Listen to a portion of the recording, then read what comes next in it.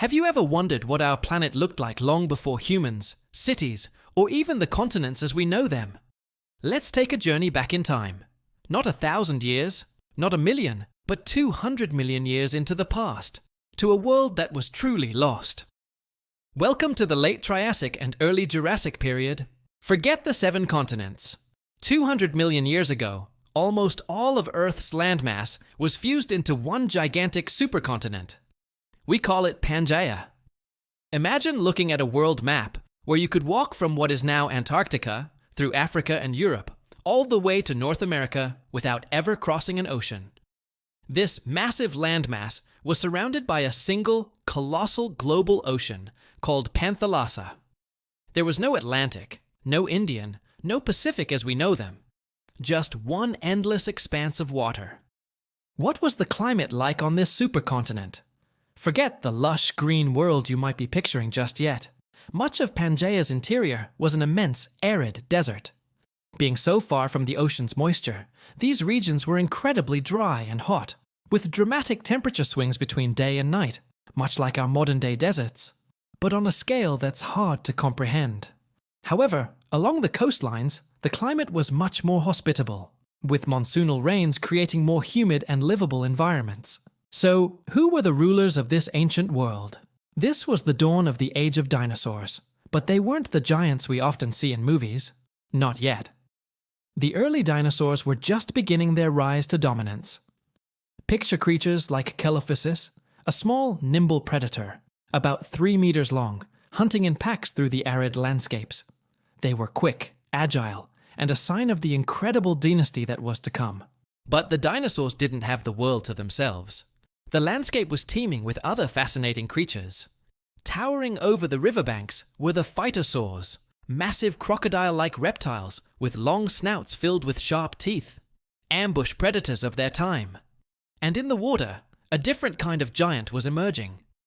Shonisaurus, an early ichthyosaur, was an enormous marine reptile, stretching up to 15 meters long, patrolling the vast Panthalassa Ocean. It was an air-breathing reptile, but it ruled the seas like a whale. What about the plants? The world wasn't covered in flowers and grasses.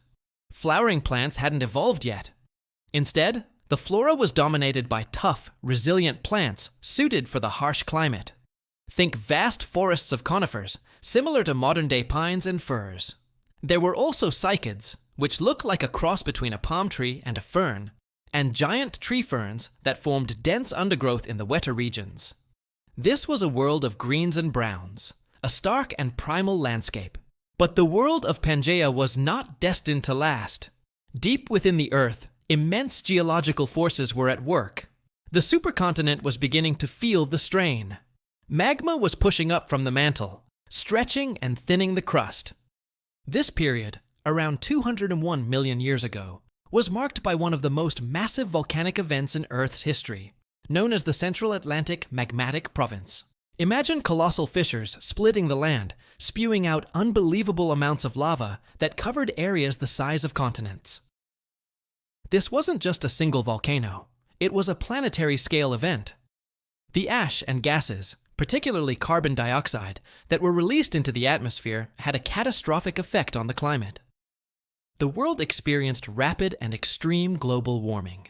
This environmental chaos led to one of the Big 5 mass extinctions in Earth's history, the Triassic-Jurassic extinction event. Many of the dominant animal groups of the Triassic, like the giant phytosaurs and many other large amphibians and reptiles, were wiped out completely. It was a global catastrophe that reset the evolutionary clock. But for one group, this disaster was an opportunity. The dinosaurs, particularly the more adaptable and resilient species, survived the extinction. With their main competitors gone, a vast ecological void opened up. The stage was set for them to take over the world. The destruction of the old world paved the way for the true age of dinosaurs. As Pangaea continued to break apart, the world entered the Jurassic period. The creation of new coastlines and seas, like the young Atlantic Ocean, brought moisture further inland. The vast deserts began to shrink, replaced by more extensive forests and savannas. The climate became more stable and humid. This new, lusher world allowed the dinosaurs to flourish and diversify like never before. From the survivors of the extinction, a new generation of giants evolved. This is when we start to see the ancestors of the long-necked sauropods, like Brachiosaurus, and the mighty predators like Allosaurus. The small, nimble hunters of the Triassic gave way to the titans of the Jurassic. So, when you look at a map of our world today, remember that it's just a snapshot in time. 200 million years ago, Earth was an alien planet, a single landmass of deserts and strange forests, ruled by the ancestors of the mightiest creatures to ever walk the land. It was a world of catastrophe and opportunity, a lost world whose breakup created the very oceans and continents we call home. The story of Pangaea isn't just a history of rocks and continents. It's the story of life's incredible resilience and the dawn of an empire that would rule the Earth for over 150 million years. Thanks for joining us on this journey back in time. If you were fascinated by this look into Earth's deep past, make sure to hit that like button and subscribe for more adventures into the story of our amazing planet. Let us know in the comments what ancient world you'd like to visit next. See you in the next video.